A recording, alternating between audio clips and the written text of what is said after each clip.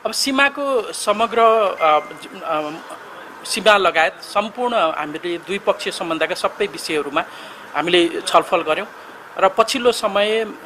सीमाकै हकमा पनि द्विपक्षीय संयन्त्रहरूले अहिले यो फिल्ड सर्वे टिमले काम गरिरहेको छ दुवै देशको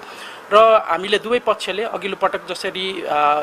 समाचार माध्यमहरूमा औपचारिक रूपमा लिपुलेक हुँदै कालापानी लिपुलेक हुँदै मानसरोवर यात्राको बाटो भारत र चाइनाले सहमति साथ खोलेको भन्ने कुरा आइसकेपछि यहाँहरूलाई थाहा छ परराष्ट्र मन्त्रालयले एउटा औपचारिक कूटनीतिक नोट पठाइसकेको थियो। त्यसमा हामीले आफ्ना स्पष्ट अडानहरू राखेका थियौं र भारततर्फबाट पनि त्यसको जवाफ आएको हो र यसमा दुवै पक्षले